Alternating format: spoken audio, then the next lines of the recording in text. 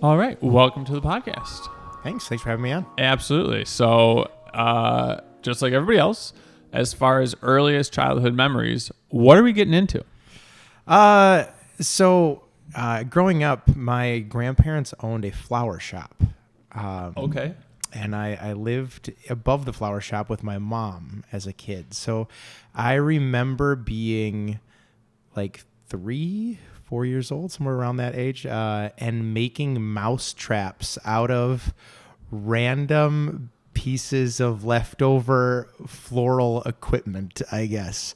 Okay. And so I have like very vivid early memories of playing in the stairwell between the main floor of the flower shop and the apartment we lived upstairs. All right. So first off, what kind of flowers are we talking? Are we talking like Venus flytrap? Or are we talking just like, no, what's so going like, on? so like you would go get like your boutonniere corsage for like a dance or like wedding flowers or whatever. And then we had a garden center outside of that. But so like my grandparents were florists. My mom was a florist. And so my mom and I lived above that. And so a lot of times when I think of my earliest memories, they all kind of take place within that context of being inside of that business. Yeah. I feel like usually when you look at like a business, like it's either above like a bar or it's like something maybe a little shady that a kid's around. But I feel like a flower shop, like that might be a decent upbringing there. It was. Okay. I learned a lot. It's very interesting because my wife and I now own a small business, and my daughter is growing up in it,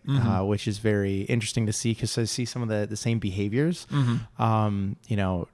taking old boxes and things like that and finding a way to entertain yourself throughout the day while you do that.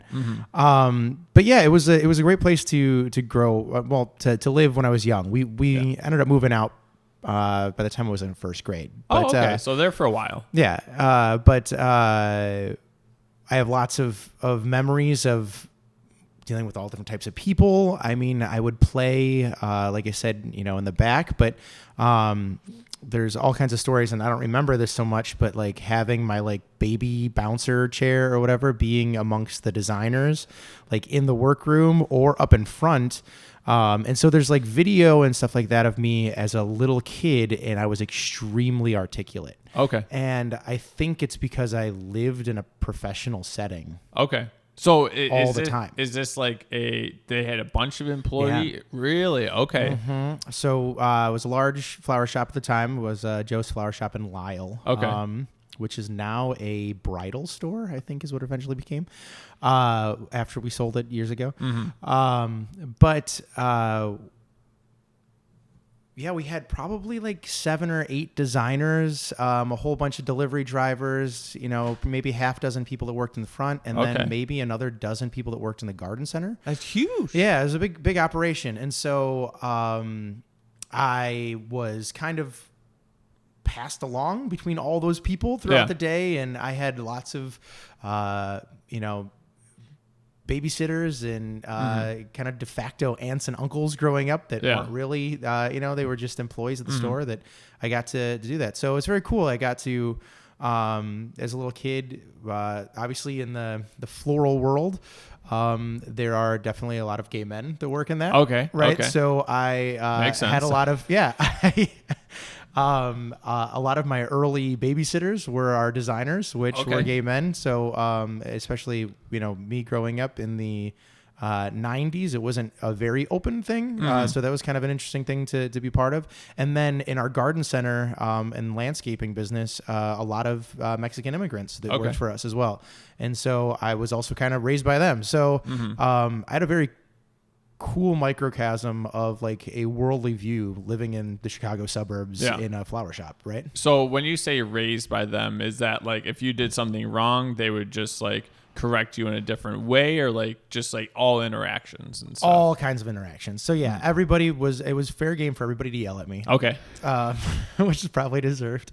But also just like, for example, the guys who worked outside, would bring food in and things like that and share and have that experience. And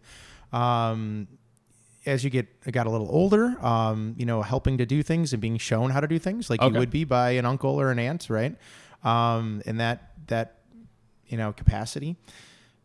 I would also, just get to know people and their families, and they'd bring me birthday presents and, that type of stuff, and celebrate that way. Cause family business is a family business no matter how many people are really there. Right. And you tend to treat people that way.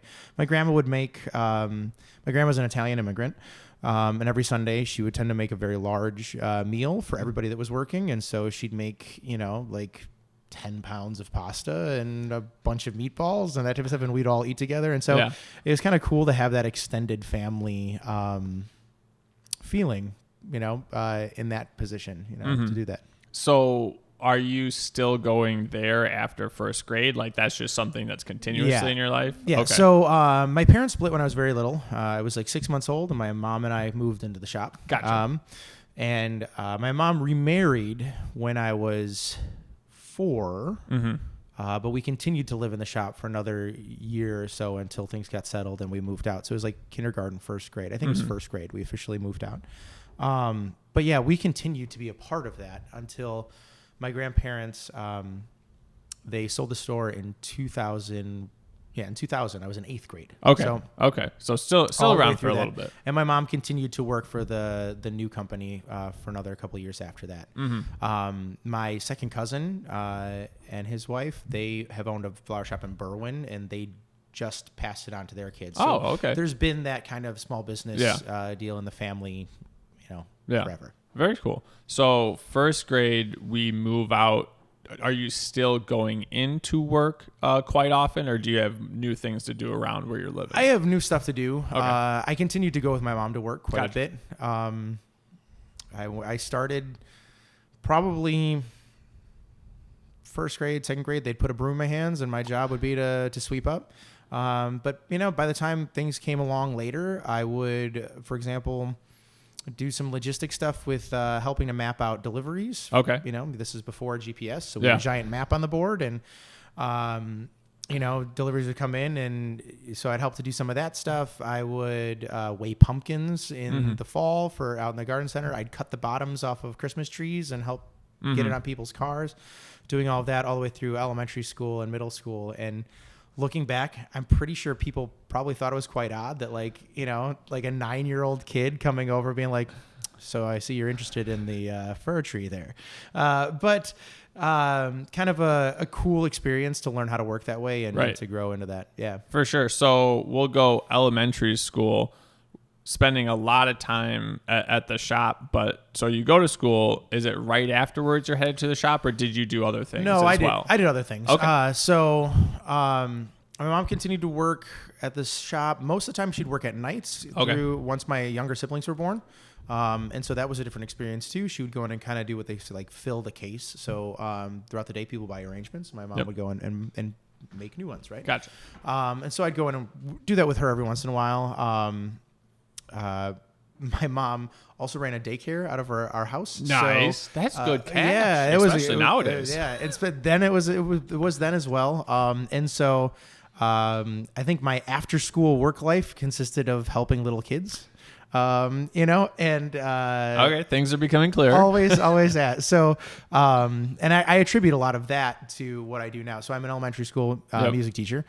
And so I always feel very comfortable with kids because of that.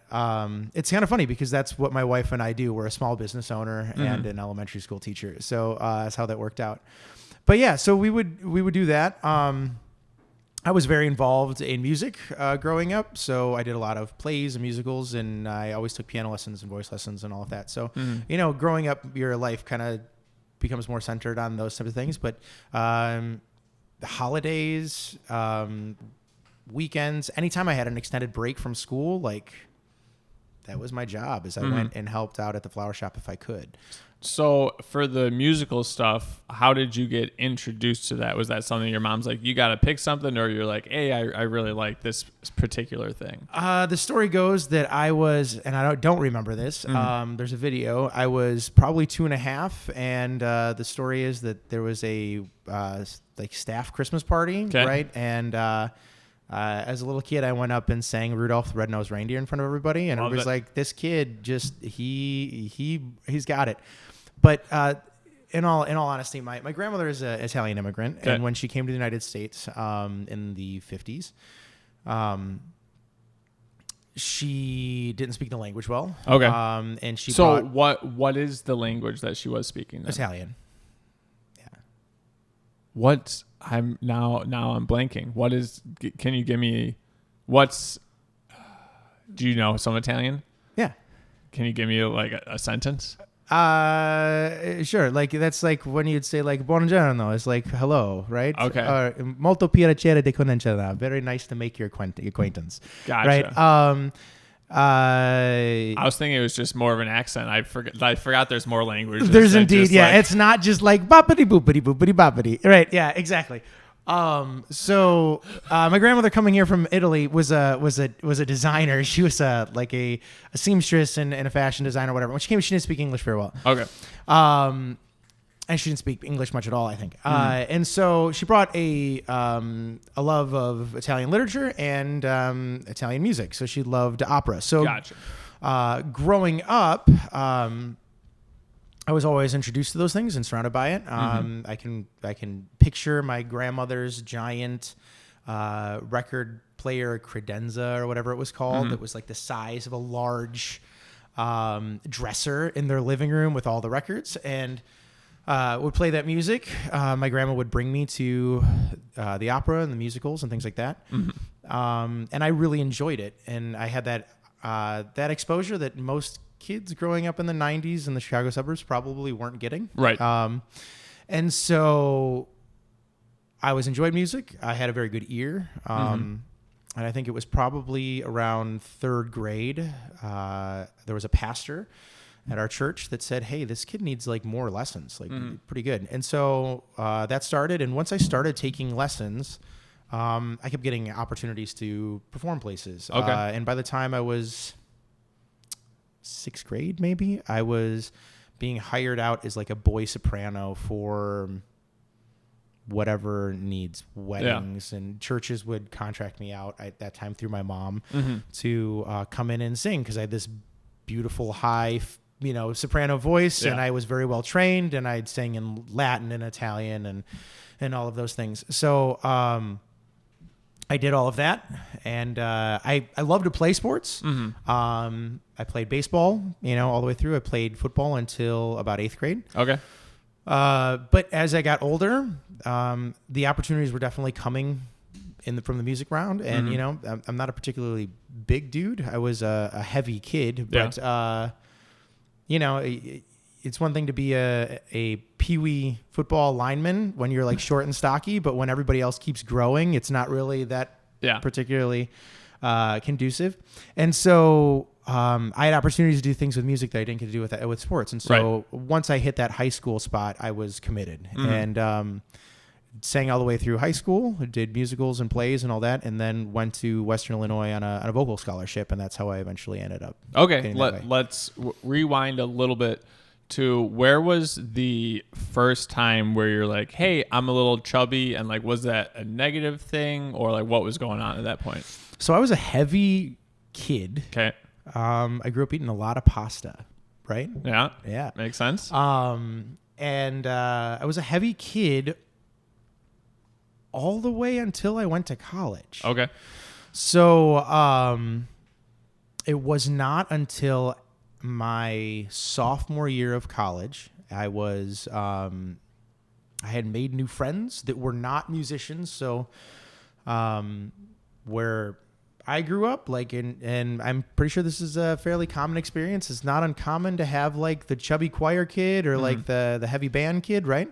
Because you're not thinking athletically. That way. So I get to college, and I had made a lot of friends with athletes and former athletes, and I realized that it wasn't like some unattainable thing to be healthy. So until then, was there ever like a thing in the back of your head, like negative self-talk, or you were fairly confident and happy like where you were? Oh no, there was always negative self-talk. So would you remember like the first time? Was it somebody else said something? You looked and like what was the first?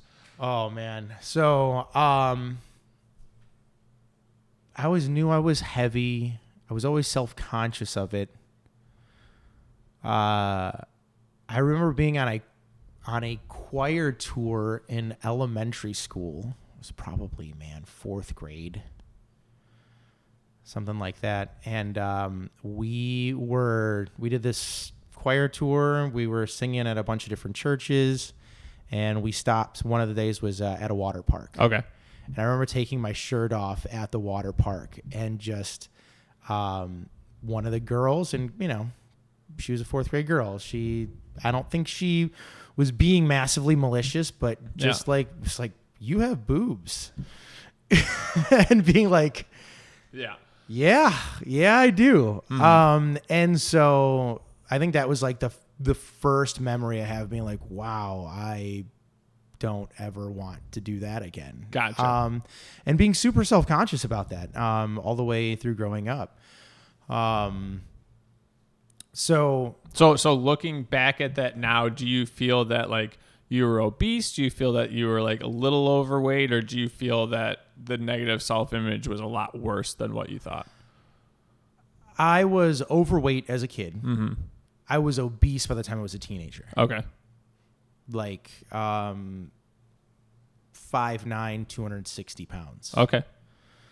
I was very heavy. I worked after school in high school. I worked at a pizza place. Okay. And I could house some pizza, man. And we would do like some crazy competitions and stuff like that, where we would I worked for a pizza place called Aurelio's. Okay, if you live in the area, you might know some of the Aurelio's. And they call their family-size pizza the Fiesta pizza, mm-hmm. right? Party size, right? And it's an 18-inch pizza. And I remember some friends of mine and I would each make our own and race to see who could finish it the fastest. Nice. Yeah. That's effort. Oh, it was great. Like, I was a competition eater, man. Like, it was awesome. I think some other times, middle school, I won the pie eating competition every year. There would be like, that type of, like, I could house some food, man. Does that help with like singing abilities at all? Like, I don't know, but you tend to see, like you said. So there's a school of thought, and it's now pretty debunked. Okay. There was this, in order to generate a lot of power in your singing, you need a very strong diaphragmatic support. Okay. Right? So your diaphragm sits underneath your lungs, right? And what's underneath that? Well, all of that, all your viscera and all your fat, right? Mm-hmm. Or your belly fat. And so there was this idea that if you had extra belly fat, you could drop that. You could drop your diaphragm faster by relaxing everything, and it would suck it down, and you could get bigger and faster breaths and have more support in your singing. Okay. Singing is a cardiovascular activity. Yeah. So that's pretty much debunked. Gotcha. There used to be it probably is that really talented opera singers became heavy because they were wealthy and they didn't do anything physical. Mm-hmm. Right. But there became this idea that there's a big fat singers that were, and that's why they were so good, as they were big and fat. Well, they probably got big and fat because they were so good. Yeah. And when you think of that, especially the golden age of opera, right? People just weren't heavy. Yeah. They couldn't afford to be. And so there became this idea of this very wealthy singers would be heavy because they were wealthy and they could eat and those types of things. A very famous opera singer, Luciano Pavarotti, is one of his name is one of the three tenors. Passed away. So if I said Pavarotti, that would just be the English version of gotcha. Exactly. Okay, so my grandpa and grandparents listened to Pavarotti a lot, and the three tenors. And, right. Yeah, absolutely. He notoriously had to cancel quite a few shows due to his health, and if he probably wasn't as heavy, he probably wouldn't have had to do that. Gotcha. Okay. So, so going through all that and being contracted out and being like sought after, did that build confidence? Like, that did. Okay. I was never more confident than when I was on stage. Okay. Which is funny because most people would be like, there's a lot of people looking at me. I'm not very confident. Yeah. I was very much the opposite. Okay. I felt most in my element in front of people on a stage. I felt very self-conscious one-on-one or in friendships and things like that. I had a very few close friends growing up. And then everybody else was kind of an acquaintance that I didn't necessarily know how to take that any further. Mm-hmm. So yeah, I mean, I dealt with that. My mom's heavy. My dad was very heavy. And now as an adult, most of my siblings are also pretty heavy. Yeah. It's just a family thing. Was there a conversation around it as far as like growing up or anything like that? Was there any like a bunch of diets or like what was going on? Absolutely. Yeah. Absolutely. Everybody was chasing whatever the thing was, the magic pill that was going to make us all skinny, that, you know, that's just not the way it's done. And it wasn't explained to me that way. And so my family fell into the like low fat trap and you know, the diet foods, but they were all just really super processed, crappy foods. You know, we drank a lot of Diet Coke, you know, those types of things, growing up. And, even my stepdad was heavy. The only person who wasn't really heavy at all growing up was my grandmother. Okay. And everybody kind of thought she was crazy because of how she went about her health journey. And now looking at her, she was just eating the way we probably all should have been. So what was her, like, I'm going to cook everybody food and then not eat it? She would eat it. Okay. Right. But we didn't always eat grandma's cooking every day. Okay. And it's a lot of whole foods. Even, you know, there's a lot of pasta involved, but nothing comes from a jar or a can or whatever. And not that canned things are terrible for you, but there was probably a whole lot more nutrient value into what she was cooking for herself, right? Yeah. And as she got older, she really, like my grandmother never ate anything that came out of a box once, you know? She even bought, most of the time she would either make fresh noodles or she would buy, and at the time they were like very niche, right? It was like the refrigerated noodles that hadn't been, you know, dried and things like that. And so,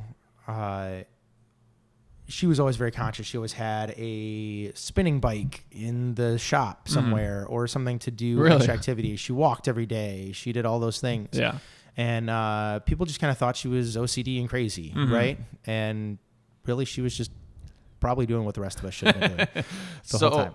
At that point, when you're doing the diets, chasing that magic pill, like what's the mindset? Is it like, oh, in 30 days, I'm going to do this, in 90 days? Like what was going through your head? As a kid, kid in high school, you were just chasing things, and then you were a kid, and then you'd end up,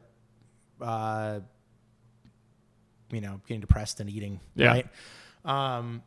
Or in some cases, and there's a lot of big guys that go through this, your identity becomes the big guy, right? And so therefore you live within that identity, you know, like, oh yeah, like he can house a whole gallon of ice cream. Like, show him how you eat a whole gallon of ice cream. Like, all right, here we go. Right. Like, okay. Yeah. Thanks, friends. Right. You know, and so I definitely did that. I almost wonder, and I haven't really had that conversation with my mom, like, what was she thinking? What was she trying? And what, you know, where was that coming from? For maybe a more adult platform? Because really, when I reached adulthood is when I was like, whoa, this is messed up. I can't do this. And I started making some real changes at about 19. At 19. Okay. So what was the, either the low point or what was the, hey, we gotta turn it a little bit? I had to get away from my family. Okay. So I had to go away to school and see how other people lived. Gotcha. I had made some friends that were athletes and active, and I wouldn't even consider them health conscious. They were just active. Right. And I remember we had a gym in the first floor of our dorm. Nice. You know, I didn't go to a fancy school. Like the gym there was moderate. It had equipment. Exactly. And so I get to college, or I get to my end of my sophomore year, and I think I was just tired of being the big guy. My dad had passed away the year before. Oh, shit. My dad had a brain aneurysm, which could have been caused by his weight, could have been caused by lots of things. Right. Well, brain aneurysm, that's like a clot in your brain, a clot right? that gets thrown to your brain. Okay, Yep. Gotcha. And so I think there was some of that. There was like, I don't want to die before I'm 50. Yeah. And so I remember going down to the gym and riding on a not even an upright spinning bike. Oh, recumbent. It was a recumbent bike. And I was like, I'm going to do this for 30 minutes. Yeah. Right. And it just being god awful. And then being like, all right, I'm going to do this every day. Mm-hmm. And did they at least have a TV on it? It didn't. This is before. Dude, I say it had equipment. And this is like this is like the first gen iPod type MP3 player time. Pong on your... Right. You're not like playing anything. You're not looking at anything. You're just working out. Yeah. I think I made at the time, because the iPods couldn't carry that much, maybe like a 15 or a 20 song playlist that I had. Right. And I had that in my ears, and I did it for a half hour every day for the second semester of my sophomore year of college. Let's go. So each day you woke up, did you have like a specific plan? Was motivation super high, or how did you do it? I remember making signs all over my dorm room that said like, go to class, brush your teeth, like all of these things that I had to make and do. And I did them everywhere because at that point, I was struggling for the first time as a musician, which I think was maybe some of the catalyst. What does that look like? What is struggling as a musician? I was a 19-year-old kid, and I was really enjoying the fact that I could go party. Gotcha. And man, your voice doesn't like it when you drink in smoky rooms all the time. What was your drinking experience at home? None. Zero. So we get to school and like, man, this is wonderful. This is awesome. Yeah. So even with an Italian family, not like wine or anything like that for you? No. Okay. So just we're diving in. We're diving in. Gotcha. Yeah. And I got to school. I went kind of bananas. And I realized that my love of being on a stage made it very easy for me to control a large group of people and to take attention and to do those things. And so I went from being kind of a chubby, awkward music kid in high school to being the life of every party. What are you just like breaking out in opera, or like what are you doing? Just, I don't know if I was playing a character or what I was doing, but like, I had no problem, making hundreds of friends right away, and treating every time out was like a life was a stage, right? And I was gonna go do it, and I remember going out and people liked me and they thought it was funny and they thought it was fun, and I'm like, this is awesome, and this is great, and so I partied real hard. So are we talking every day, just Thursday, Friday, Saturday? Oh, like, what is it looking like? The first part of my freshman year was every day. It was every day. I was forced to stop due to a severe bout of strep throat and possible pneumonia. And was always very smart, so I got through on my classes okay. Okay, let's hit that for a second. Were you smart because you just understand concepts really easily right away, or were you really good at studying? Like, which one would you say you were?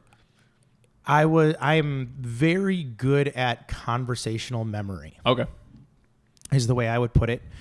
And so sitting in on a lecture, I could just remember the lecture. Gotcha. Right? And as a person who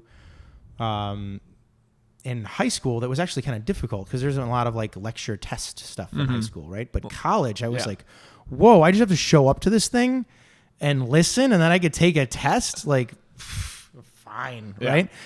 And so my regular classes, I had no problems. It was my private voice lessons where I was showing up and I couldn't even sing. So just being hungover and like did you get called out? Or Oh, yeah. Okay. Oh, yeah. I had a voice teacher look at me and was like, you look like garbage. But the people like me. They really like me. They like me. And he goes, I don't care who likes you.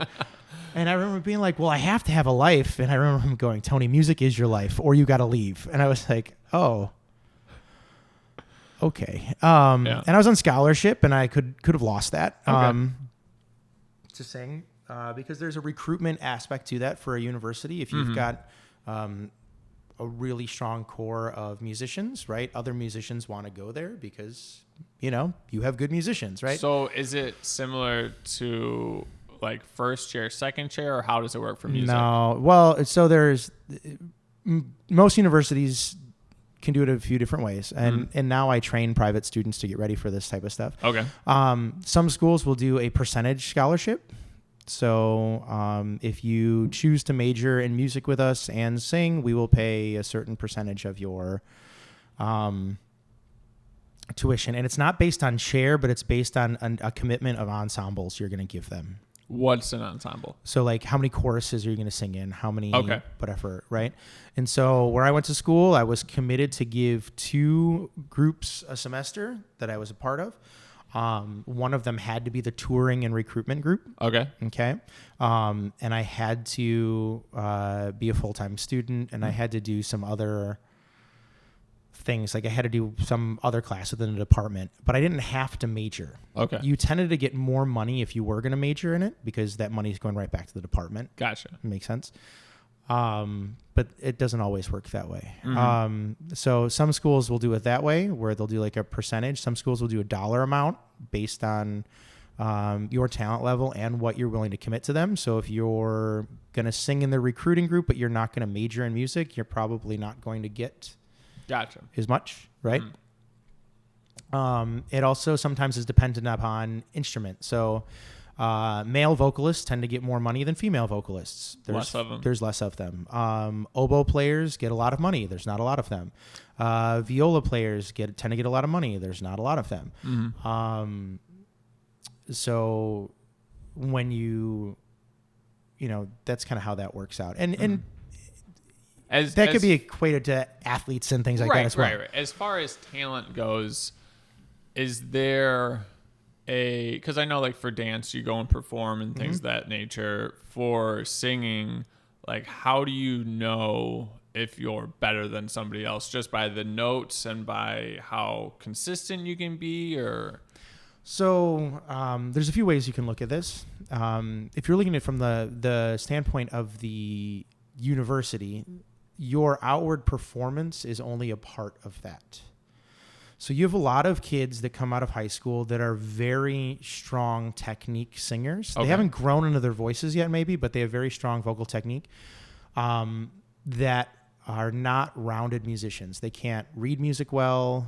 They don't understand music theory well. They, in the case of vocalists, don't have an understanding of foreign diction, which means that they don't know how to pronounce words in different languages, even if you don't have to understand the language, right. But you do have to have an understanding of how the language works phonetically, so that way you can sound like you can say that.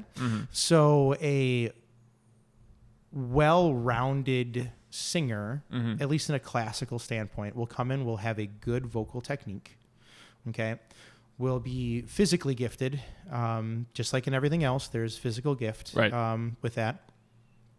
We'll have an understanding of music theory and reading. What's music theory? Music theory is like the ability to read the music, but also understand how the music is put together. So the physical writing of the music and how that works. That's called music theory. We'll have an understanding of music theory, and then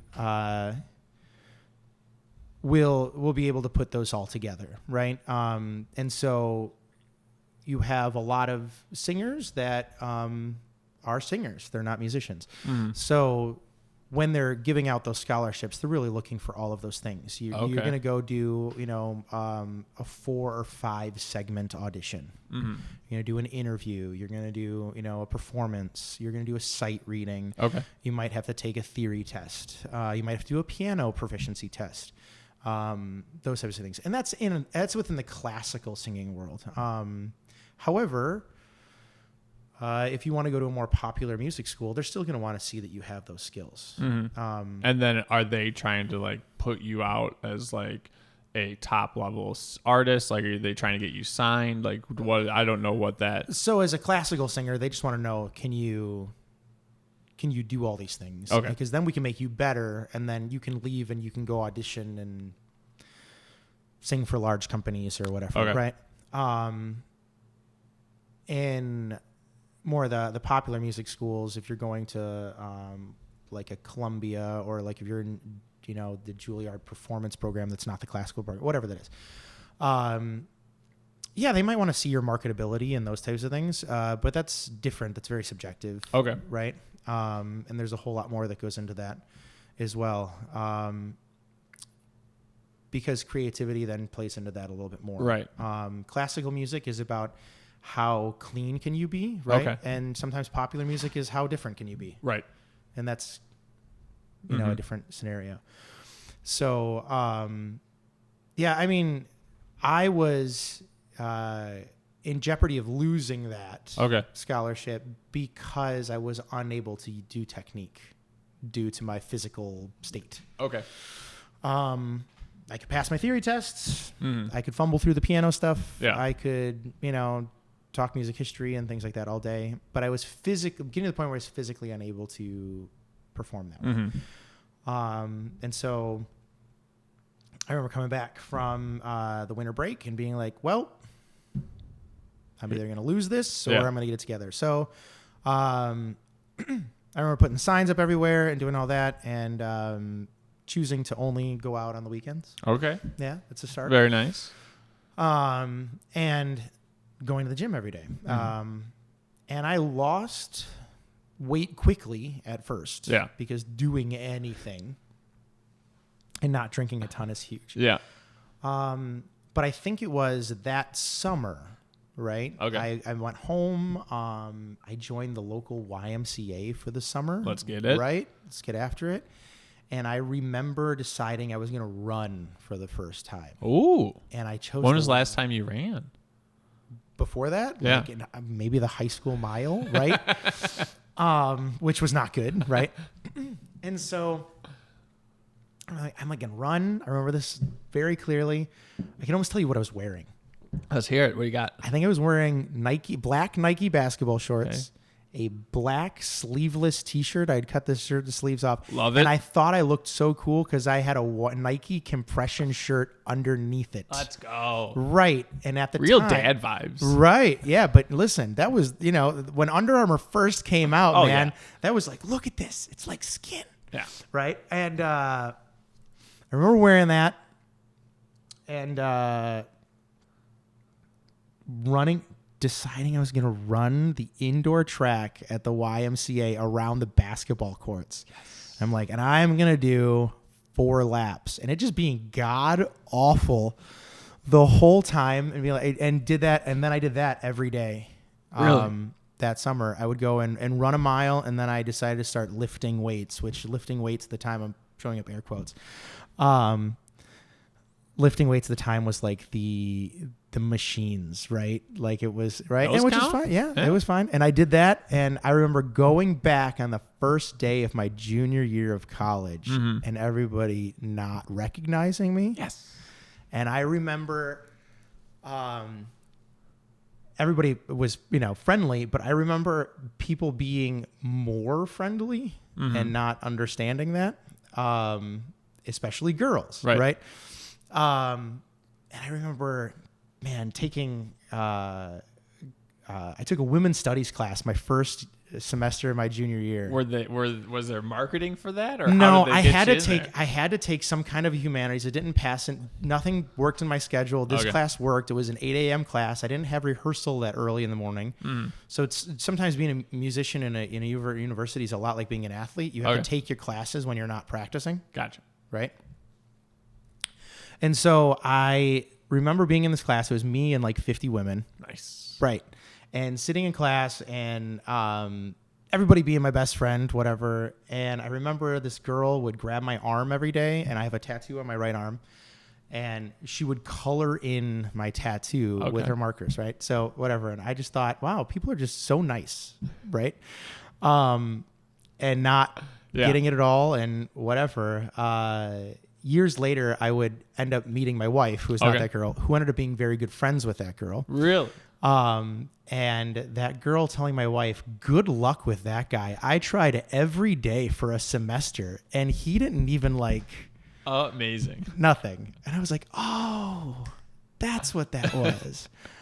So yeah, I remember coming back and being in good shape and really loving that, and that kind of being a part of my identity for a while after that. So day to day, we run the first mile. At any point, was there a like, oh, I'm not going to do this today, or I'll skip this, or like what was the mental? Same as when like the first time you went on the recumbent. Yeah, I mean, I think as always, and it was summer of a college kid, right? Okay. So I was having fun and getting out and doing crazy things, but I think there was always a release that started to come with that, and it became habit. Yeah. What are we eating at that point? At that point, I was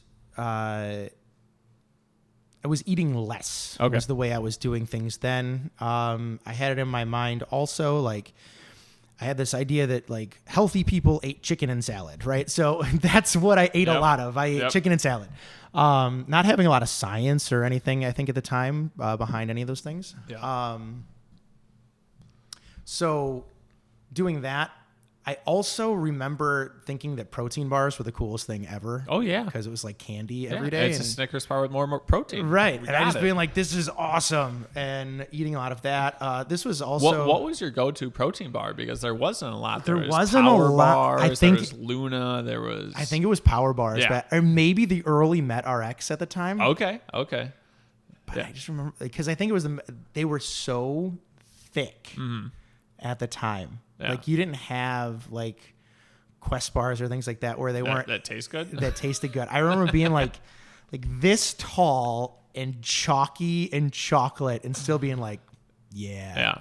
I mean, is awesome. the Power Bars were just, like, a little bit of plastic, and you had to make sure, like, they were fresh or whatnot. Yeah. And when I started lifting, again, using air quotes, because I didn't really start lifting until later...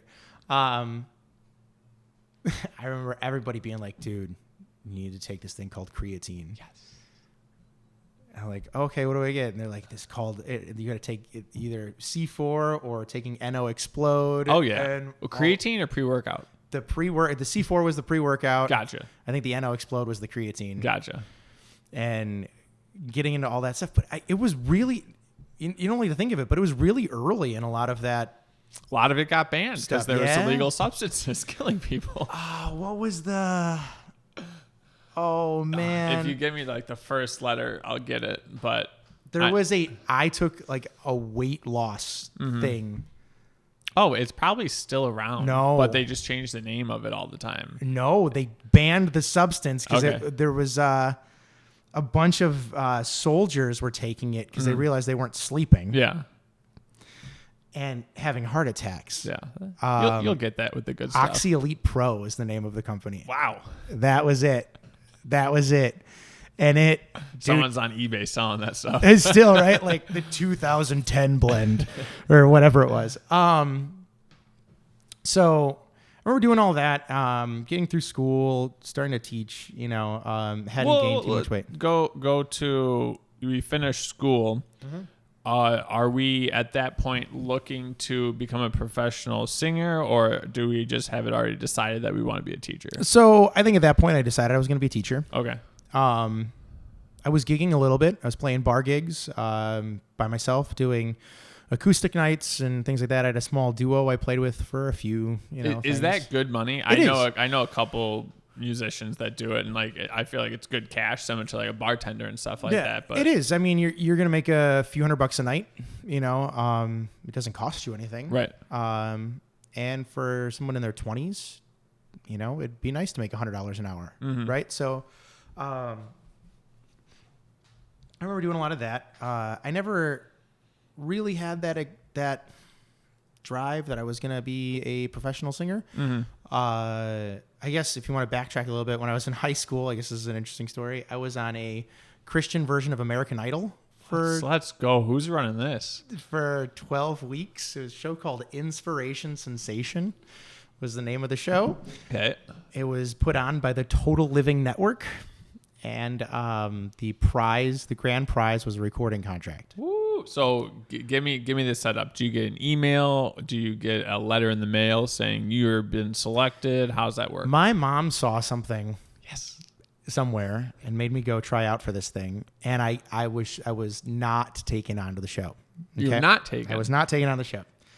I was told I would be a runner-up if necessary. Okay. Okay.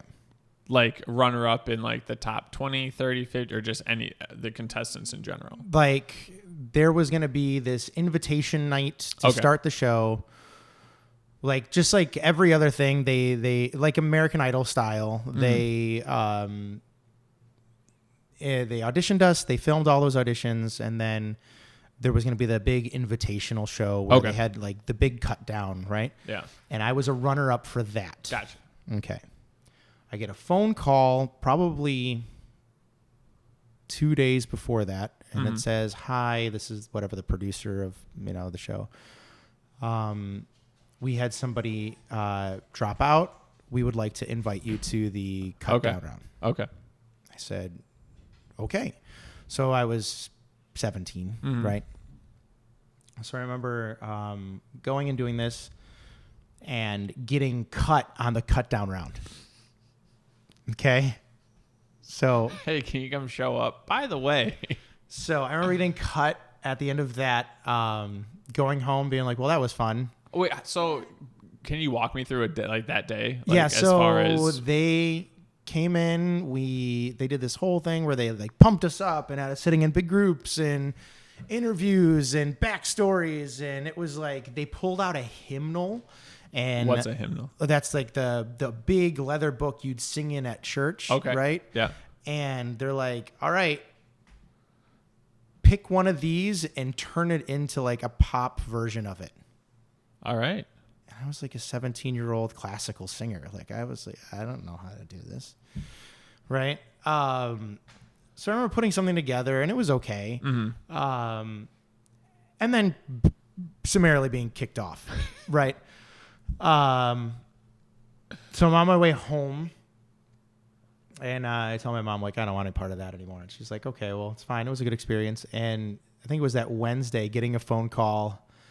Hey, we had somebody on the show that isn't going to work out. And I was like, what do you mean? And it ended up being that this guy was treating the studio like his house, I guess. He was like acting a fool and doing whatever, and they're not like, good yeah, for Christian TV. No, right, we can't do this. And so they call me back, and I ended up staying on the show until the finale. That's exciting. It was very exciting. It was the whole second half of my senior year of high school. Did you stay in? Was it? It was local. It was local. Okay. So I would drive to the studio every day after school. Okay. And there would be like show flow meetings and rehearsals with the band, and I'd have to pick new music every week, and they gave us vocal coaches, and they did all of that. And I went all the way until the finale was the final 3, and that was the night of my senior prom. So I didn't go to prom, and you had bigger things. I had bigger things, and I remember my principal pulling me aside the week before prom and being like, listen, everybody's pulling for you. Like, I'm going to be at prom, but we are going to have somebody watching. So that way we can shut down prom and have everybody call in and vote for you. Like all of these things. How does that make you feel? Oh, like I said, like I never felt more in control than when I was on stage. Right. Yeah. And I just remember being like, this is awesome. So we get to that final show, and the show starts, and I'm eliminated at the very beginning. I had not made the cut. So is it right at the beginning of the show, but then that's actually like 3 hours into taping, or how does that work? No, it's right at the beginning of the show. Like, everybody's there, and they're like, hey, we're going to go ahead and Now, I had been there probably 6 hours because you makeup, hair, flow meetings, all, you know what I mean? That stuff. What's a flow meeting? Is that just like, hey, you're going to walk out, go to this stop, yeah, this pause. is who's going, this is where you're going to be, this is what green room is, this is what some of the interview questions are going to be. You might even do a quick run-through rehearsal, like all of those things. So I get eliminated at the beginning of the show. So nobody ever got the phone call at prom, right? And there was the finale, and then the two finalists went, and it was live voting, whatever. Years later, I mean, I was probably 30 years old. So this is a couple years. This is 12, 13 years after this thing, right? My second cousin comes up to me at a family reunion, and he's like, I have to tell you something. I feel so bad, and it's been eating away at me my whole life. I'm like, oh my gosh, man, what's wrong? And he goes, if we just stop the podcast right here, just people would lose it. Right. He's like, I gotta tell you. I go, tell me what's wrong, man. And he goes, when you were on that show? And I said, yeah. He goes, well, I was out with friends, and I was in this, very large party, and you had just got done singing, and my whatever, his mom or his mother-in-law texts him or calls him and says, hey, have everybody call this number and vote number 3, because that was my number to call in or whatever. And he goes, and so I was out, and I misheard her and whatever, and I told everybody to call and vote for number 2. And he goes, and there were hundreds of people at the place that I was at. And he goes, I feel like I ruined your life. Oh, no. So there was voting right at the beginning. Right at the end of the show. So at the end of the previous week. Gotcha. Right. Oh, right. No. Uh-huh. So how often do you think about? Not often. Okay. Not often. A little bit. No. Honestly, like I said, after that experience, it was pretty clear that like I did not want any of that really to be what my future was. Okay. I had some opportunities after that to see some cool stuff. There was a radio DJ out of Olivet Nazarene. They had like at the time, one of the earliest like contemporary Christian. I always heard like the name and only knew them as like broadcasting or like that type of thing. I always went with them. Yeah. So they had a radio station out of the university that did a Christian popular music thing. And it was very early on. And so I became kind of good friends at the time with the DJ. His name was Tower. That was Lisa's handle, right? And we, I remember him bringing me to like festivals and stuff like that, introducing me to everybody. And this is when like Switchfoot was big, right? Which was a group that had broken into the secular music world, even though they were kind of a Christian band, and meeting all of them and being introduced as an up and comer and all of that type of stuff. Yeah. And going back to that early college, right? I get to college, like I was a super Christian kid, music kid, whatever, and I had never experienced what it was like to have any freedom. So I'm out at a party in that fall, and I get a phone call from Tower, from the radio station. He's like, hey man, we got a big album release party tomorrow. And I was in no state to take his phone call, and all further invitations ceased. Oh wow. After that stuff. So, but like, yeah, I think the minute I got in front of students when I was in college and realized that the same feeling, the same comfortability I felt when I was on stage, translated to the classroom. Okay. And I was like, wow, I really like this, except in this, I like actually know who everybody is that I'm in front of. Right. And I'm able to make those relationships and connections. And I've always been comfortable around little kids because of what my mom did. Right. I remember the first thing I taught ever teaching, it was in a demonstration class, and they were doing the whole school was doing a monsters and myths thing. And so the teacher was like, if you could teach anything about a monster or a mythical creature or whatever. And I was like, I taught Puff the Magic Dragon to second graders. Yes. That's fantastic. And you're like, I can see doing this. And just being like, this is awesome. I can do this. I remember being in the bus on the way back to the university, because at that point in your teaching program, when you're early on, they bring other students in to watch you. Okay. And you kind of like critique each other or whatever. But I remember the professor looking at me and being like, wow, you are really gifted at this. And she goes, but do me a favor and teach elementary school. As opposed to what were you teaching? It was elementary, but she saw me doing that. She goes, I don't think you're going to want to teach high school. Gotcha. And I thought at first the thing that was weird that she'd said that, whatever. And so I go through my program, and you have to teach all levels as part of the program. And I was teaching at a high school at the end, and she came back and saw it. And I said, and she goes, oh, you did a really great job. And I was like, Dr. Lapka, I got to ask you a question. A year ago, you told me that I should do a favor and teach elementary school. And you said I did a really nice job with the high school students. Like, what was with that? And she gave me some of the best advice I've ever given. She goes, you are a charismatic, attractive, and fun young man. You are going to put yourself in a position to get into a lot of trouble if you teach at a high school.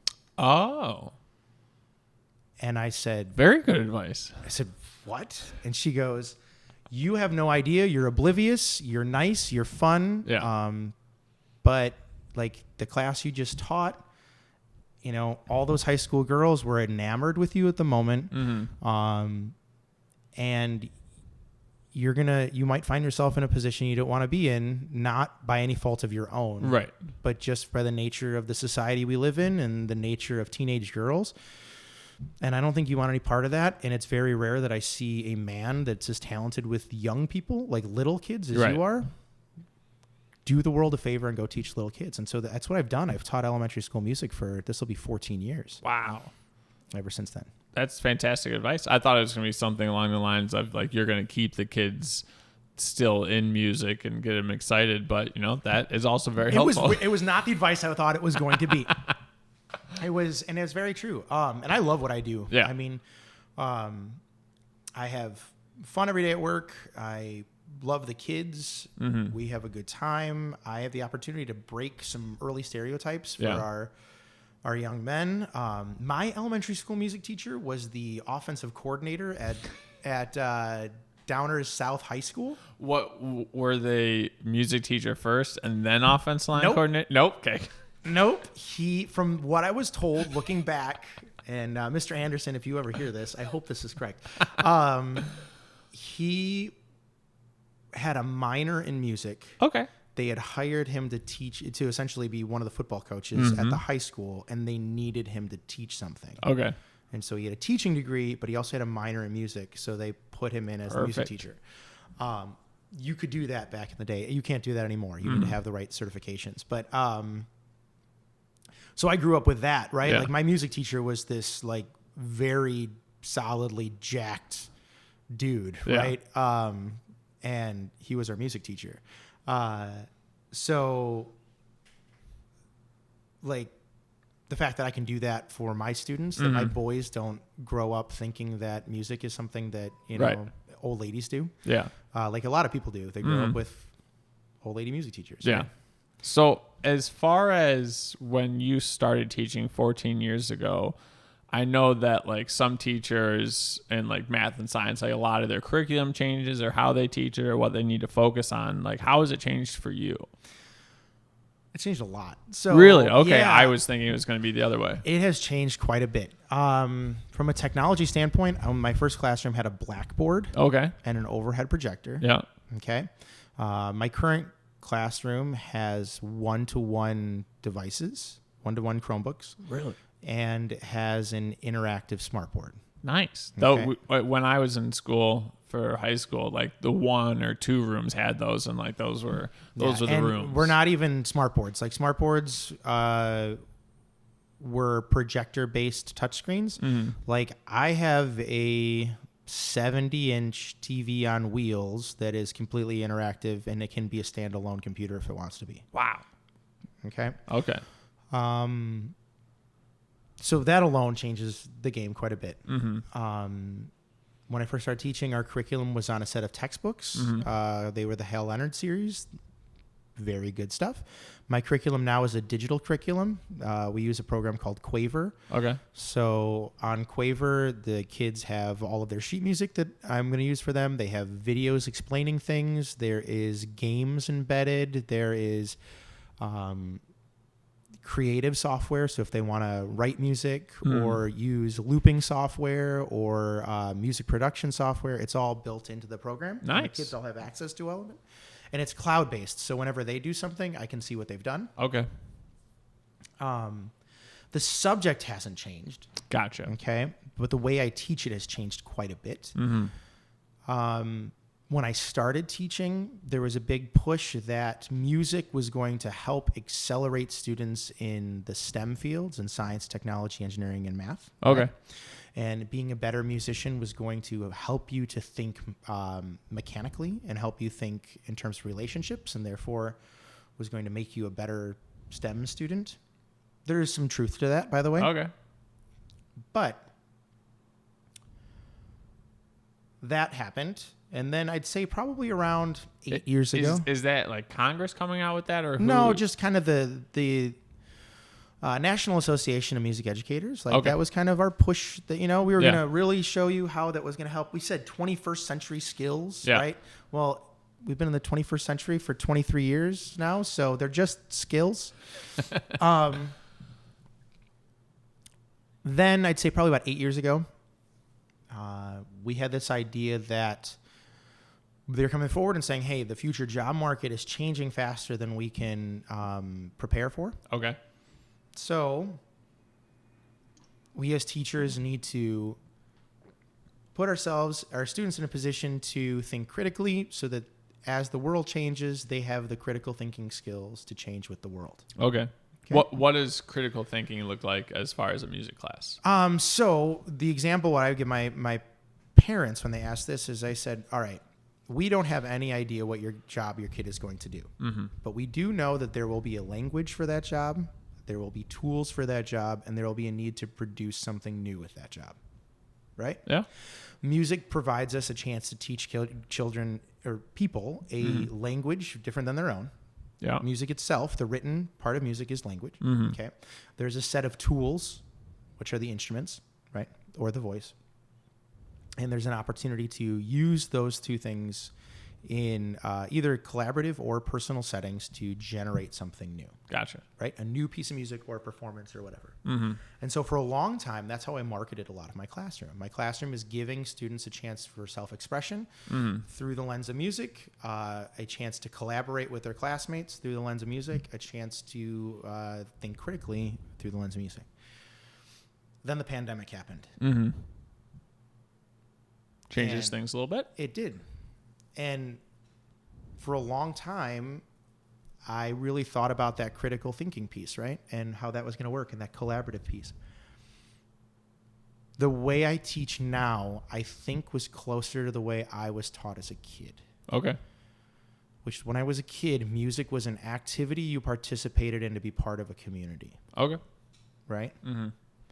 And now, since the pandemic, my classroom has shifted again to be more like that. So can you give an example? Sure. So I used to lay heavily on that theory piece, right? I still do that now. But now I'm giving kids as many opportunities to perform together as possible. Okay. As many opportunities for my students to work together to achieve a goal as possible. And the reason why is we really stifled a lot of those skills while they were at home on their computers for a year and a half. And it is alarming on how rough those social skills are. Right. Not to mention play is different. Right. Especially by third grade, kids really aren't going out on their bikes and meeting each other at the park or whatever. They're playing a game online or whatever it is, right? And there is interaction that takes part in that, but they've lost the ability to practice face-to-face interaction skills and understanding body language and understanding that when you work in a group, there's a delayed gratification piece to that, understanding that compromise is important, and music is a natural avenue for community engagement towards a legitimate goal, a purposeful goal of performing this piece of music. And so my classroom has shifted into that direction again. So we're singing way more than we used to. Cool. We're playing instruments as an ensemble way more than we used to. With the goal of it not pertaining to any other academic purpose. Gotcha. The goal of it being, I'm getting a phone call on a podcast. I can edit things. We can leave it in. So unlike being part of a, instead of it being part of an academic activity, being an artistic activity with the purpose of connecting to your fellow classmates. Well, I think that's extremely important, because if you go and look at like your math, your science, and social studies and all those kinds of things, like you're really focused on that specific thing that may not help you when you're older, but what you're doing in the music class, like you're teaching them a skill, like a life skill. And like, I think that's good to teach kids. Right. And they're needed. It's needed right now, you know, more than ever. So, I do that, but I'm preparing in my own career to eventually move towards to leadership itself. So, I think 5 years out, whatever. I'd like to see myself as a principal or something like that. Okay, you know, very cool. In that direction. So we've nailed the school stuff pretty good. So we get out of college in shape. We're running a mile, hitting the machines. How do things evolve from there? So I meet my wife and I start teaching. All right. How'd you meet her? I meet her in college. Okay. At the end of college, right? We had a class together. Nice. And I start teaching. And I do some physical activity. Not a ton. You know, gained some weight back. Kind of got fluffy is the way I would describe it. And get married. And I'm teaching and I'm happy. And I realize one day, like, man, I put some weight back on, right? So at the time I was teaching with a gym teacher that has the absolute opposite body type of me. Okay. So good friend of mine, love him to death. 6'6", he'll tell you 6'6". He's probably closer to 6'7". And like walks around at like 190. Ooh. Maybe. Slenderman. Maybe. Okay. He's like, hey man, you should come to the gym to me because I'm trying to get big. Yeah. And I'm like, okay. Well, like short, stocky dudes, like I can move a lot of weight, even when I was like not moving a lot of weight. Yeah. And so I started powerlifting with him. Just jumping in, powerlifting. Here we go.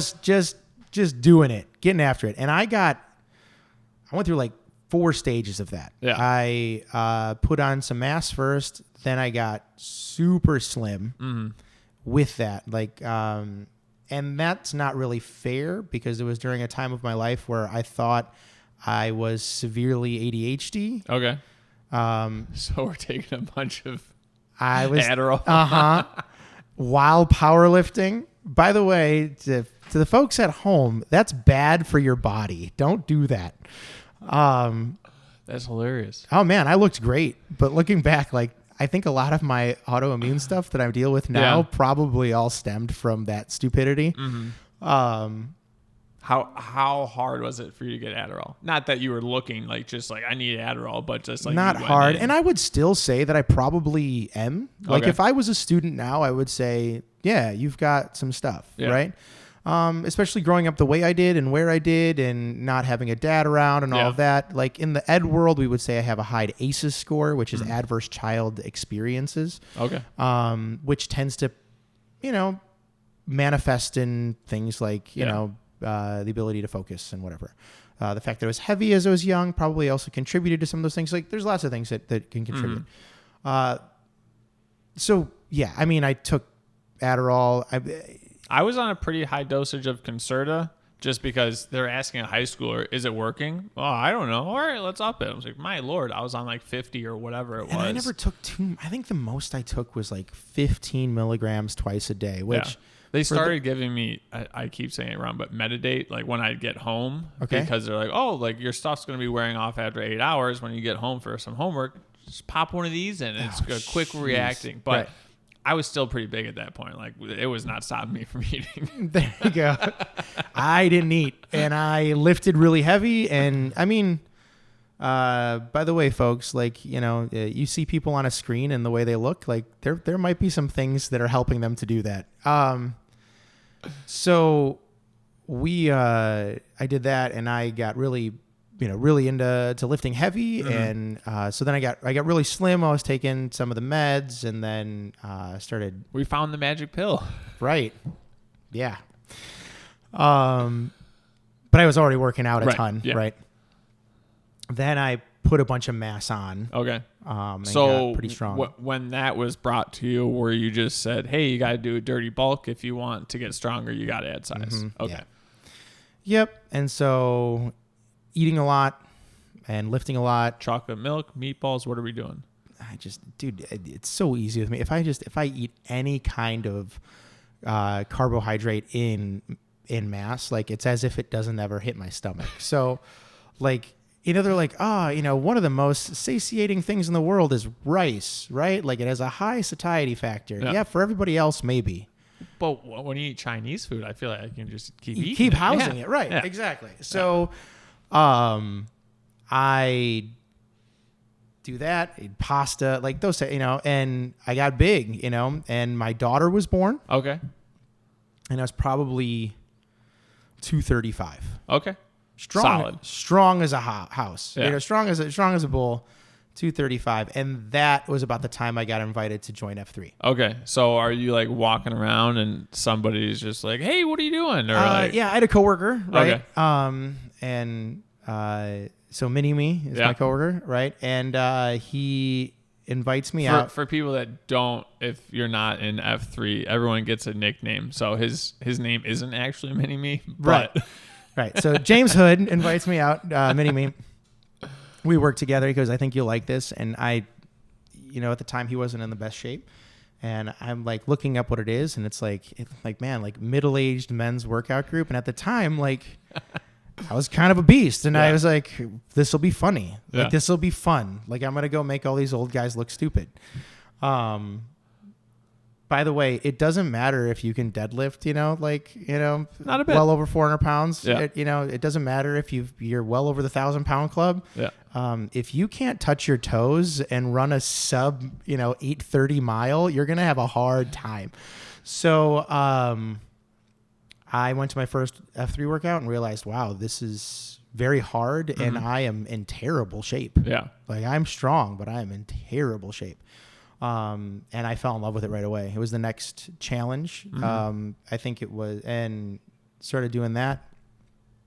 And were you always a morning person, or it was something new? I was oddly always a morning person. Okay.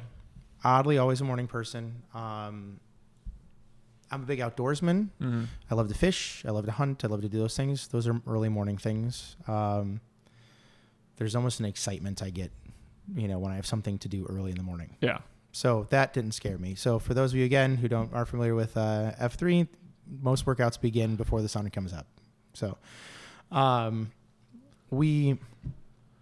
start doing that, and I fall in love, right? And still, I think the first year I lost a total of 1 pound. Okay. I had a lot of muscle mass on me, so I'm sure there was a lot of, body, makeup that was changing in terms of things that were happening that way. But was still lifting. So I was doing F3 boot camps probably 2 or 3 times a week, and I was lifting 3 days a week. Okay. So I was keeping some of the mass on that way. And then 2020, the pandemic hits. Yeah. And I stopped going to the gym and only did F3. And I went from 230 to 180 pounds from March to August. Wow. Doing F3 stuff and the stress of trying to keep our business alive and all of that stuff. Yeah. By the way, no stimulants at this time. None of that. Doing that. and just got super focused and whatever. That ultimately wasn't sustainable only because I didn't have my day-to-day work schedule either. Right. So it's crazy what your body can do if you don't have to go to work. And you can do things like work out early in the morning, take a nap every day, prepare all your food directly. There isn't any restaurant open for you to meet somebody at to do anything like that. And got in just ridiculous shape that way. And F3 is kind of what's, I think, changed when I said 5 years from now, I could see myself in a leadership position. I think it's being a part of all of that I said, hey, you really enjoy teaching, but there's definitely more to this that you have. And again, a big part of F3 is the mission statement is to invigorate male leadership by planning and growing workout groups. And so finding that leadership aspect and moving in that direction. So that kind of, brings me to where I am in terms of my fitness journey. Right now, I have a 3-month-old at home. Yep. So sleep deprivation and all of those types of things are kind of taking a toll on my health. But I have at this point, decades of life experience to build some guardrails and to help me know that this is a season, and that'll pass. Right. So how do you set goals now when you're trying to reach them, whether they be physical, mental, or whatever you have going on? I'm a big fan of the lofty goal just being something that you keep in the back of your head. Okay. And the process being the thing that you stick to. So I've done 75 hard a few times now. I love 75 hard because there actually really doesn't have to be a goal with 75 hard. Right. The goal of 75 hard is doing 75 hard.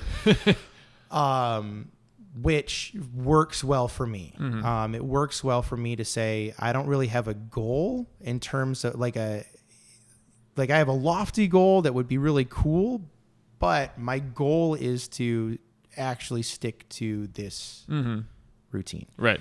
And in terms of 75 hard, it's not a sustainable one outside of probably those 75 days. Right. For most people's lifestyle. But I'm a big fan of elimination diets, things like that, because they are very process based.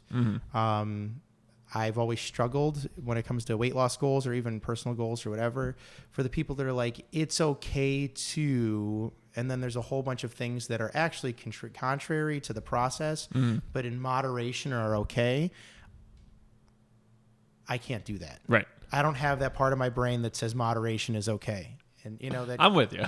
Right. So, even when getting my first master's degree, I knew every Saturday from 8 o'clock to 11 o'clock in the morning, I was working on schoolwork, regardless on if I actually had the work to do. There was no you had less today, don't do as much. Right. Right. And that being the process and sticking to the process. And I think process over outcome has been far more. Okay. I like that. Been far more beneficial for me in pretty much all of my, experiences. That's why I also have some problems with the stimulant stuff, and it really helps a lot of people. But the minute you stop taking them, you're so dysregulated that all of those daily processes are just gone. I went to go back on it because this was 5-6 years ago, and I was laboring, and I was like, oh, I want to try to start a business. Maybe I can try to focus a little bit more. So I'll get back on the Concerta. And beforehand, it was just I'm working, it's consistent, it'll be fine. And then when I went to go see my doctor, over and over again, she's like, hey, if it's not really working for you, don't use it, because we've been seeing some issues with long-term Alzheimer's or whatever it is. And it was they were sharing an office with an Alzheimer's office or unit or whatever it was. I was like, how long-term are we talking here? Is this we have one visit here one day and then we're into the next door? So for me, I felt like it was good, but I've gained a lot of tools since then. So that wasn't my only tool as back then. That was my only tool. That's all I had. It was just like, I got to get something done here. Like we're going to use this. Right. But just to wrap things up, what is your definition of health? Not necessarily the dictionary definition, but what is health to you? Health to me is being able to do what you want to do without having anything in the way physically. Absolutely. That's health. And then did I interrupt? You're finished? No, you're okay. And then what's something in your life that you think the podcasters would be able to take away as a positive, the podcast listeners? As a positive from my life, I think, you start by asking people what the earliest memory is. And I would challenge people because I really didn't know what to expect going into this and how that would work in our conversation. I would challenge people to look at what those early memories are and think about how that has helped define you as you've grown and going through that process. And myself, I think the positive I have is my family and my experiences have really provided me with the tools and the skills that I've needed to grow into the person I am now and to be grateful for those things. I think we live in a society where we look back on our families and things like that. We like to look at what negative things they may have done to us or whatever that we like to blame. But I think that we should be grateful for the journey that we've had and for how that's created the person you are today. Absolutely. Love it. Thanks so much for coming on the podcast. Thanks for having me. Let's go.